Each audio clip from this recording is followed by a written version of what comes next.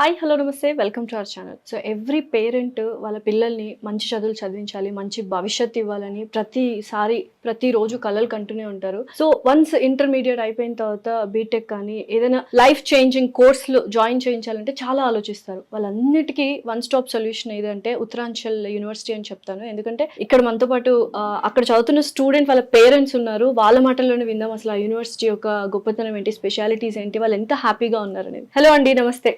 అండి. So first of all మీకు Uttaranchal university గురించి ఎలా తెలుసు? యాక్చువల్గా నేను పాపను ఇంటర్మీడియట్ అయిపోయిన తర్వాత బీటెక్ జాయిన్ చేద్దామని చెప్పి అనుకున్నా. ఆ సజెషన్స్ లో మా వాళ్ళు ఏంటంటే కొంతమంది ఫ్రెండ్స్ ఉంటారు. నెల్లూరులో నాకు మంచి బెస్ట్ ఫ్రెండ్ ఉన్నాడు, సమీర్ కుమార్ అని చెప్పేసి. ఆయన మా బాస్ ప్లస్ నా బెస్ట్ ఫ్రెండ్. ఆయన చెప్పడం జరిగింది, ఇట్లా ఉత్తరాంచల్ యూనివర్సిటీ ఉందండి, కొన్ని కాలేజ్ అడ్రస్లు కూడా ఇచ్చారు, ఇంకా కొన్ని కూడా దీంట్లో బెస్ట్ ఉంటుందని చెప్పారు.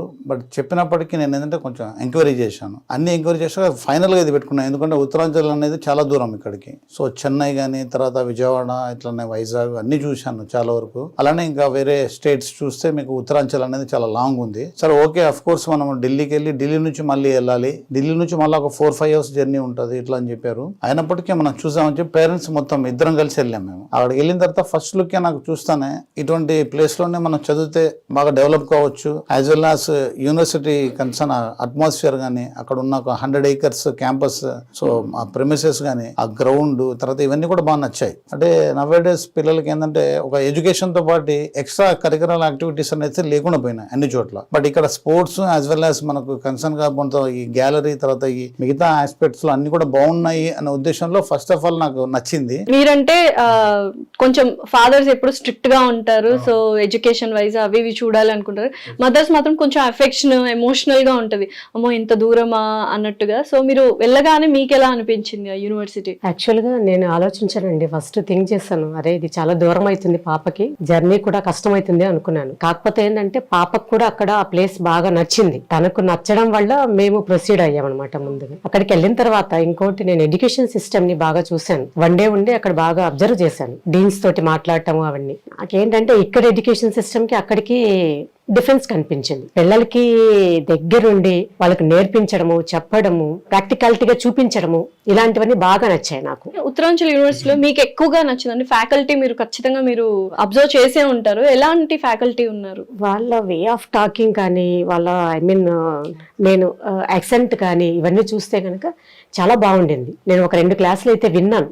అంటే వాళ్ళు పర్మిషన్ ఇవ్వకపోయినప్పటికీ నేను బయట నుంచి విన్నాను. నేను విన్న తర్వాత నాకు అనిపించింది ఓకే పర్లేదు అనిపించింది. కానీ నేను వాళ్ళతోటి డైరెక్ట్ గా వెళ్ళి ఇంటరాక్ట్ అయ్యాను. ఇంటరాక్ట్ అయిన తర్వాత వాళ్ళు చెప్పే ఆన్సర్స్ ని బట్టి నేను చాలా సాటిస్ఫై అయ్యాను. ఫస్ట్ ఆఫ్ ఆల్ ఇంకోటి ఏంటంటే మా బాబు కూడా నేను ఎందుకు అక్కడ చదువుకోలేకపోయానని మిస్ అయ్యానని చెప్పేసి బాధపడ్డాడు, మా పాపను జాయిన్ చేయించడం వల్ల. నాకు కనుక ఈ ఆపర్చునిటీ ఉండింటే నేను కూడా జాయిన్ అయ్యేవాడిని అని చెప్పేసి అన్నాడు. దాని తర్వాత మా బాబుని కూడా తీసుకెళ్ళాం అక్కడికి. తను కూడా కొద్ది మందితోటి ఇంటరాక్ట్ అయ్యాడు, చాలా బాగుంది అని చెప్పేసి అన్నాడు. అందులో ఇంకోటి ఏంటంటే అక్కడ అట్మాస్ఫియర్ కూడా వీళ్ళకి బాగా నచ్చింది. ఇంకోటి ఆఫ్టర్నూన్ సెషన్ కి వచ్చేటప్పటికి వీళ్ళకు కల్చరల్ యాక్టివిటీస్ అవన్నిటికీ కూడా చాలా బాగుండండి, అది కూడా నచ్చింది బాగా. బీటెక్ అనగానే ఇంకా అమ్మో చాలా థియరీస్, ప్రాక్టికల్స్, అవి ఇవి సెమిస్టర్స్ ఉంటాయి. అసలు ఎక్స్ట్రా కరికులర్ యాక్టివిటీస్ వైపే ఎవరు పోనివ్వరు, ఎప్పుడు చూడు చదువు. సో అలాంటిది మీరు ఆఫ్టర్నూన్ సెషన్ లోనే ఎక్స్ట్రా కరికులర్ యాక్టివిటీస్ ఉన్నాయంటే నిజంగా ఏమేమి చూసారు అక్కడ? అసలు అక్కడికి వెళ్ళిన తర్వాత tennis ball, volleyball, food court, NCC, NSS, ఈ వాలంటీర్స్ అందరినీ చూశాను, అబ్జర్వ్ చేశాను. ఇంకా కొద్ది మంది తోటి కూడా మాట్లాడాను, సీనియర్స్ తోటి మాట్లాడాను. వాళ్ళు ఇచ్చిన ఆన్సర్స్ ని బట్టి వాళ్ళను కొద్దిగా అబ్జర్వ్ చేశాను నేను కూడా. వాళ్ళు వెళ్ళి చూపించడం అనేసి కానీ అక్కడ లైబ్రరీ కానీ వీటన్నిటికీ నాకు చాలా బాగా నచ్చింది. ఇన్ఫ్రాస్ట్రక్చర్, బిల్డింగ్ ఇన్ఫ్రాస్ట్రక్చర్ చాలా బాగుంది. సో మెయిన్ గా అడ్మినిస్ట్రేషన్ విషయానికి వస్తే ఎలా ఉందంటే ఫీజు దగ్గర నుంచి మొత్తం వాళ్ళే చూసుకోవాలి కాబట్టి ఇక్కడ నుంచి ఫైనల్ ఇయర్ దాకా మొత్తం వాళ్ళ అడ్మినిస్ట్రేషన్ వాళ్ళే మనల్ని మొత్తం అడ్మినిస్ట్రేట్ చేస్తూ ఉండాలి. సో ఎలా అనిపించింది అడ్మినిస్ట్రేషన్? ఫీజు అయితే అంటే చాలా రీజనబుల్ అనిపించింది నాకు. యాక్చువల్గా రివీల్ చేయొచ్చో లేదో నాకైతే తెలియదు. బట్ ఏంటంటే కంపారిటివ్లీ సిటీస్ అంటే మేజర్ సిటీస్ హైదరాబాద్, బెంగళూరు, ముంబై ఇట్లా కంపేర్ చేస్తే దాని మీద మనకు 25%, 30% ఇంకా తక్కువనే ఉంది. అది ప్లస్ ఇంక్లూడింగ్ హాస్టల్ ఫెసిలిటీ కూడా బాగుంది. హాస్టల్లో కూడా ఏంటంటే మొత్తం సిస్టమేటిక్ గా ఉంది. సో అవన్నీ కూడా చూశాను, హాస్టల్స్ చూశాను. అక్కడ నుంచి ఇంకోటి ఏంటంటే మనకు నాట్ ఓన్లీ ఫర్ ఎడ్యుకేషన్ పరంగా కాకుండా మీకు అక్కడ హిల్ స్టేషన్ ఉంది, కరెక్ట్. అలానే మనకు ఋషికేశ్ అని, కేదార్నాథ్, బద్రీనాథ్ ఇవన్నీ కూడా మా దగ్గర ఉన్నాయి. సో ఇంకా మీరు చెప్పాలంటే ఇప్పుడు ఎలా అనిపించింది మీకు hostel facility, security wise, wardens వీళ్ళంతా? ఫస్ట్ టైం పాప కూడా వెళ్ళటము, నేను అక్కడికి వెళ్ళి కొద్దిగా బాగానే ఎంక్వైరీ చేశాను. అక్కడ ఏంటంటే 2 షేడ్స్ 3 షేడ్స్ అలాగా ఉన్నాయి. ఓకే. సో అది కూడా చాలా బాగా నచ్చింది. పిల్లలు కన్వీనియంట్ ని బట్టి అక్కడ అరేంజ్ చేశారనమాట. ఇప్పుడు అందరూ మూవ్ అవ్వలేరు. రూమ్స్ కూడా వెళ్ళి చూశాను, అక్కడ కూడా మెయింటెనెన్స్ చాలా బాగుంది. వార్డెన్ కూడా ఉన్నారు, హైజెనిక్ గా ఉంది. 2 షేడ్స్ కానీ 3 షేడ్స్ కానీ మిగతావన్నీ కూడా హైజెనిక్ గా ఉన్నాయి. ఫుడ్ సెక్షన్ కూడా వెళ్ళి చూసాను నేను. సో మీ అంత మంచిగా అయితే ఫుడ్ అయితే ఉండదు, అమ్మ food is next level. So but still ఆ ఫుడ్ అనేది ఎలా ఉంది ఏంటి?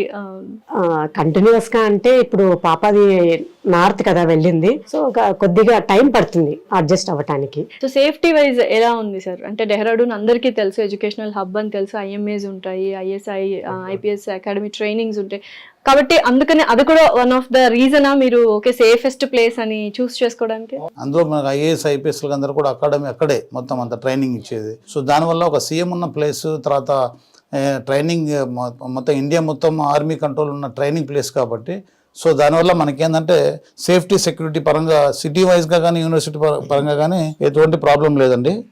సేఫ్టీ వైజ్గా అయితే ఇట్ ఈస్ 100% ఓకే. నా ఫైనల్గా అడ్వైజ్ ఏంటంటే ప్రతి ఒక్క పేరెంట్ వాళ్ళ పిల్లల్ని ఏదో ఒక క్లాస్ అంటే నర్సరీ నుంచి అప్ టు మన ఎంటెక్ దాకా ఏదో ఒకటి ఉంటుంది కదా, ఏదో కోర్సులో డెహ్రాడూన్లో చదివించి, అంటే not only for university, correct, ఎక్కువ చదివిస్తే ఆ అట్మాస్ఫియర్ కానీ ఆ క్లైమేట్ కానీ వాళ్ళు సెట్ అయితే మంచిగా పిల్లలు ఇంకా మంచిగా ముందుకెళ్లే ఛాన్సెస్ ఉంటాయి అనేది నా ఒక అడ్వైజ్ అండి. ప్లేస్మెంట్స్ గురించి ఎక్కువ ఆలోచిస్తాం అనమాట. జాయిన్ చేసిన దగ్గర నుంచి మనం ఎటువంటి కంపెనీస్ వస్తాయి, ఎటువంటి ప్లేస్మెంట్స్ ఉంటాయని, సో వాటి గురించి ఏమైనా ఐడియా ఉందా?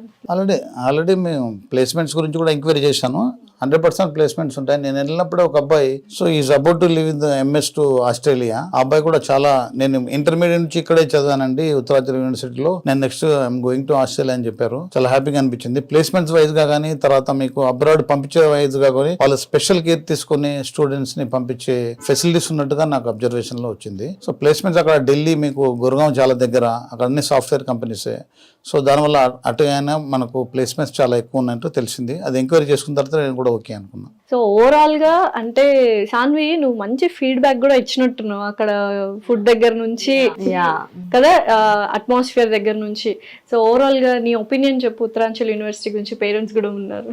ఆబ్వియస్లీ నా సజెషన్ మీరే ఒక్కసారి ఇఫ్ యూ విల్ జాయిన్ అసలు రిగ్రెట్ అవ్వరు. ఎందుకంటే నాకు పర్సనల్గా నాకు మా యూనివర్సిటీ కొంతమందికి ఉంటుంది, అరే ఎందుకు ఇట్లా జాయిన్ అయినా యూనివర్సిటీ, నాకు అలాంటిది ఒక 0.1% కూడా లేదు. అంత అట్మాస్ఫియర్ కానీ స్టడీస్ పరంగా కానీ కమింగ్ టు ఎవ్రీథింగ్ నాకు చాలా నచ్చింది మా యూనివర్సిటీ. అండ్ నా సజెషన్ అయితే యూ కెన్ జాయిన్. చాలా మంది చేంజ్ ఓవర్ చూస్తూ ఉంటారు పిల్లల్లో, ఒక ప్లేస్కి వెళ్ళినా లేకపోతే ఒక స్కూల్కి వెళ్ళినా.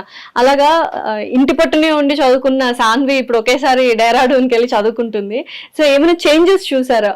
బిఫోర్ అంటే అండి ఎవ్రీథింగ్ స్పూన్ ఫీడింగ్ కదండి. ఇక్కడ మేము ప్రతిదీ చేతికి ఇచ్చేవాళ్ళం, చేసేవాళ్ళం, ప్రతిదీ కూడా మా మీద డిపెండెంట్ గా ఉండేది. ఇప్పుడు అక్కడికి వెళ్ళిన తర్వాత తను ఇండిపెండెంట్ అయింది. తను సెల్ఫ్ గా అన్ని తను ఓన్ గా చేసుకోవడం కూడా నేర్చుకుంది. చూసారు కదండి, పేరెంట్స్ చాలా క్లియర్ గా ఒక జెన్యూన్ ఫీడ్బ్యాక్ అయితే ఇచ్చారు. సో హాస్టల్స్ దగ్గర నుంచి, ఫుడ్ దగ్గర నుంచి, సెక్యూరిటీ వైజ్ కావచ్చు, ఎస్పెషల్లీ ఆ ప్లేస్ డెహ్రాడూన్ ప్లేస్ కావచ్చు, security, safety and education system and lecturer స్వయంగా మదర్ ఆఫ్ సాన్వి లెక్చరర్ తనే చెప్తుంది ఎడ్యుకేషన్ సిస్టమ్ గురించి. దగ్గరుండి అబ్జర్వ్ చేశాను 2 days, నాకు బాగా నచ్చింది.